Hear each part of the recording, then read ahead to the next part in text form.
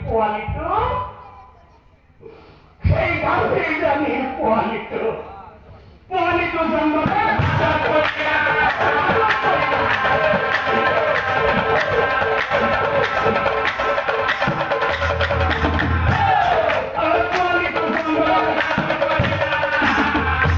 জংঘলৰ মাজত পৰিচয় বতাই আছে উঠি আহিব পৰা নাই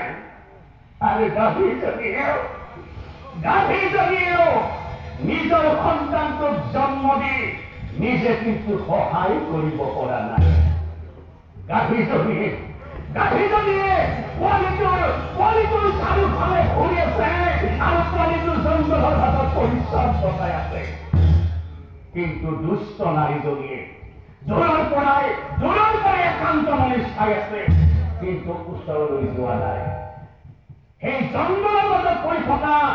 সেই গাভীৰজনীৰ পোৱালিটোক অকণমানো সহায় কৰি দিয়া নাই উপায় বিহীন হৈ গাভীৰজনীয়ে কান্দে সেই গাভীৰজনীক চাই পাইছে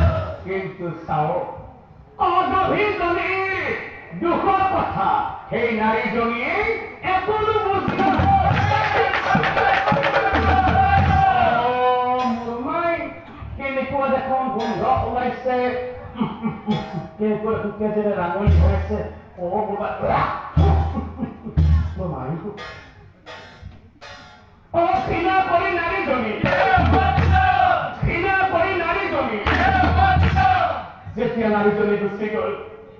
তেতিয়া কান্দি স্তুতি কৰিছিল সন্তানটো আগত লৈ হে প্ৰভু নাৰায়ণ তুমি আমাক কি এনেকৈ জন্ম দিলা নিজে সন্তান জন্ম দিও নিজে সহায় কৰিব নোৱাৰো পোৱালিটো জন্মতে আছে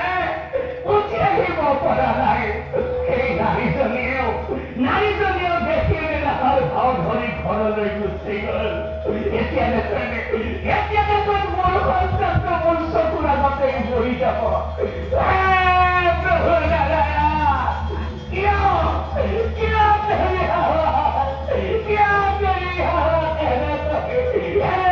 জন্ম দিলা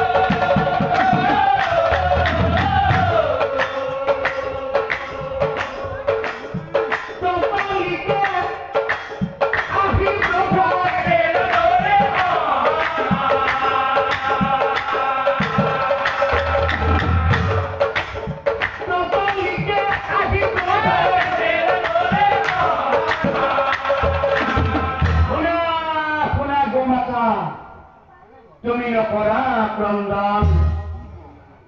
তুমি জগতৰ মংগল হেতু প্ৰকট হৈছা সেয়েহে তোমাক মই দিলো আশীৰ্বাদ আজিৰ পৰা তোমালোকৰ সন্তানে জন্মিয়ে খোজ কাঢ়িব পাৰিব লগে লগে মাতৃৰো কৰিব যোদ্ধা পাম সেয়েহে তোমালোকক মই দিলো আশীৰ্বাদ ওহহি বুলি নাৰায়ণে অন্তৰ্ধান হয়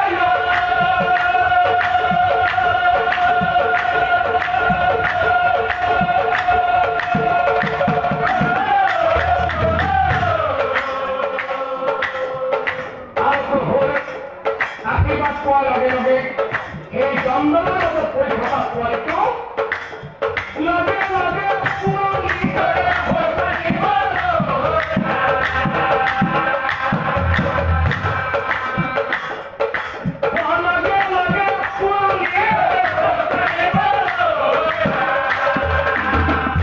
আৰু চেলেকি মাতৃ অপৰিষ্কাৰ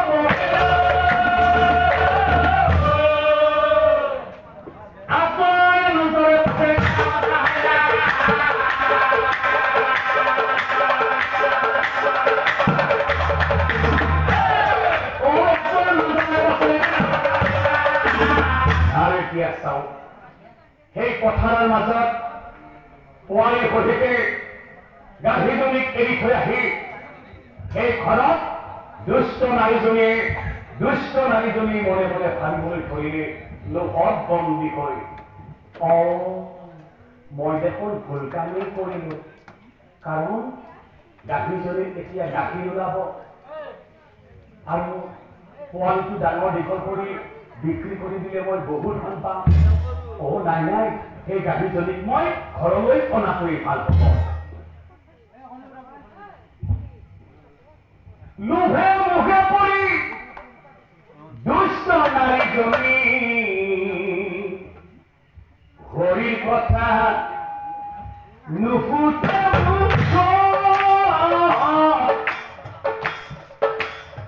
ধৰ্মনীতি নাহে যাব গাখীৰ বিক্ৰী কৰি বহু ধন পাম বুলি গাইজনী বিচাৰিয়া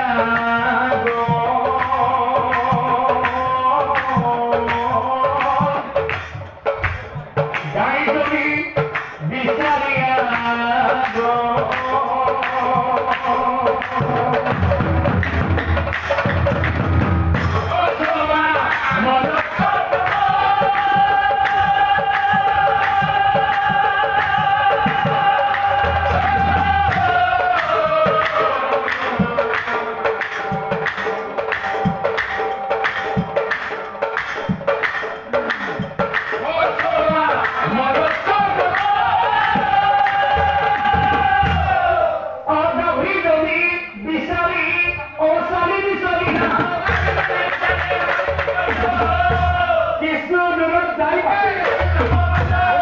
আৰু পোৱালিকো ইতে আছে গাভী নামে আৰু সেই পোৱালিটোৱে মাকক কি কৰিছে যুদ্ধ কৰি আছে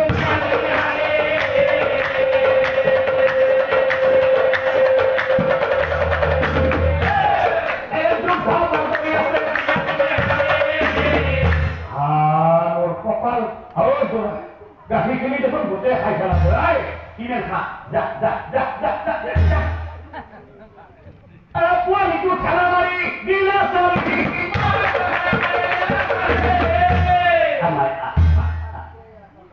ঘৰত দানা থৈ দিছো মাৰ খাবিয়া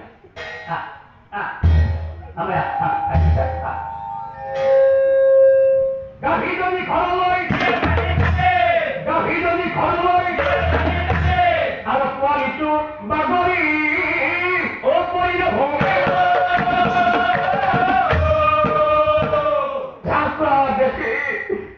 দেখি গাভীজনী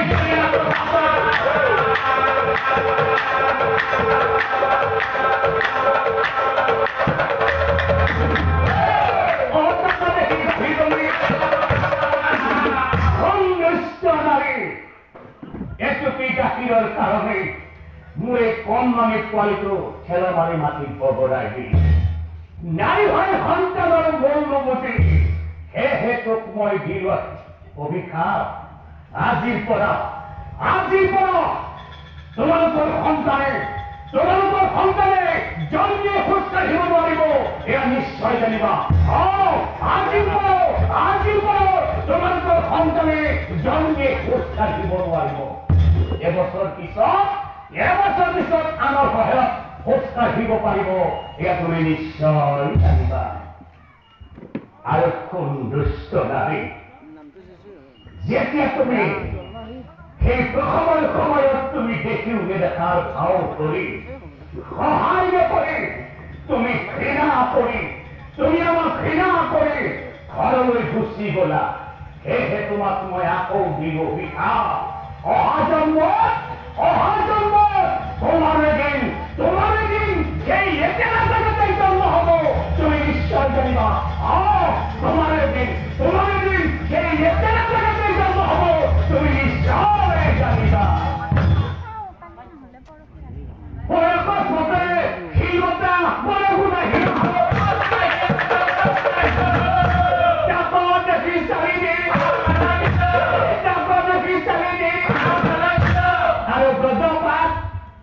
ব্ৰজপাত পৰি আহি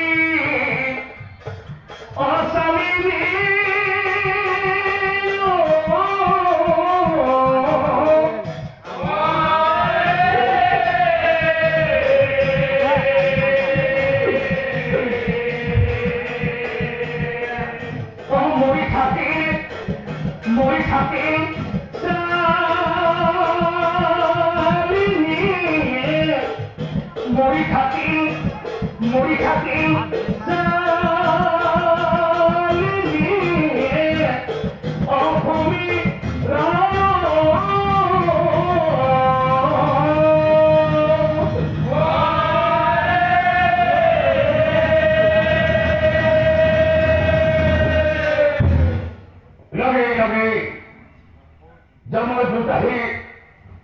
শাৰীৰিক জীৱনলৈ যায় দুৰ্গৰি চিত্ৰগুপ্ত গতাই মিলে আৰু চিত্ৰগুপ্তই শাৰীৰিক জীৱনটো পাপপূৰ্ণ হিচাপ কৰি যমৰাজাক কৈছিল মহাৰাজ এই নাৰী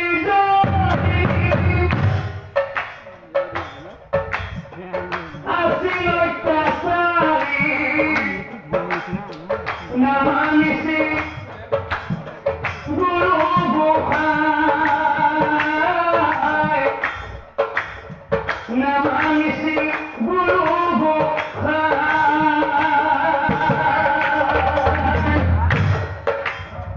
স্বামীৰ প্ৰতিও নাছিলে ভকতি দিনে নিশাই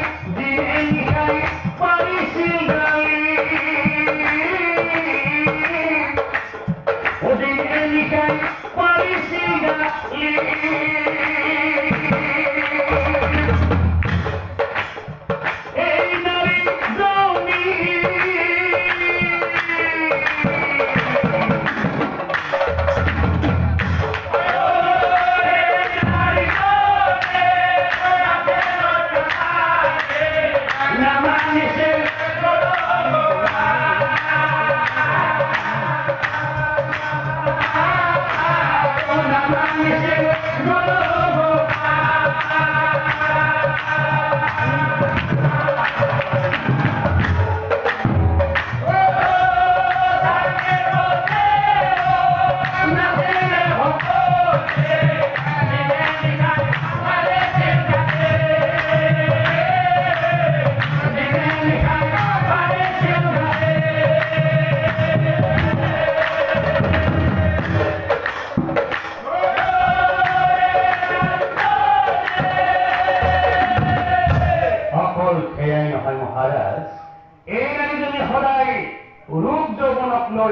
অহংকাৰ কৰিছিল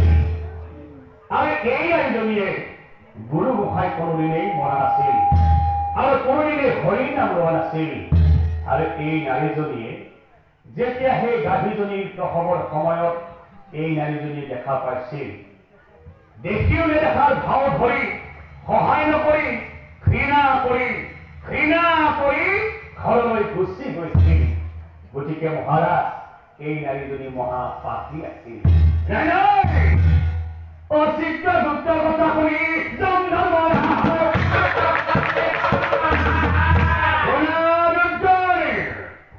এই নাৰীজনীৰ জীৱটো তোমালোকে লৈ যোৱা, লৈ যায় কুম্ভীপাক নৰকত পেলাই দিয়া যায়। কুম্ভীপাক নৰকত 16খন নৰকত শাস্তি দি যেতিয়া তোমালোকে এই নাৰীজনীৰ জীৱটো এবছৰলৈ শাস্তি দিবা, যেতিয়া এবছৰ পূৰ্ণ হ'ব তেতিয়া এই নাৰীজনীৰ জীৱটো লৈ যাবা, লৈ যাই সেই গাহৰিৰ গৰ্ভত জন্ম দিব। লৈ যোৱা আৰু তেতিয়াই প্ৰভু নাৰায়ণে নাৰদ মুনিক চাই সুধিছিল, নাৰদ, মই কোৱা কাহিনীটো তুমি একান্ত মনে শুনি আছা নহয়? আৰু মই কোৱা কাহিনীটো তুমি ভালদৰে বুজি পালা নহয়? আৰু তুমি যে মোক প্ৰশ্ন কৰিছিলা কিয় মনুষ্যৰ সন্তান জন্মে খোজ কাঢ়িব নোৱাৰে, কিয় সেই বিবাহিতা মহিলাক গোমাতাই অভিশাপ দিবলগীয়া হ'ল, কিয় সেই নাৰীজনীক গাহৰিৰ গৰ্ভত জন্ম দিবলগা হ'ল, তুমি ভালদৰে বুজি পালা নহয়? এয়া আছিল তুমি সোধা প্ৰশ্নৰ উত্তৰৰ কাহিনী। অহৰি তোমা চৰণে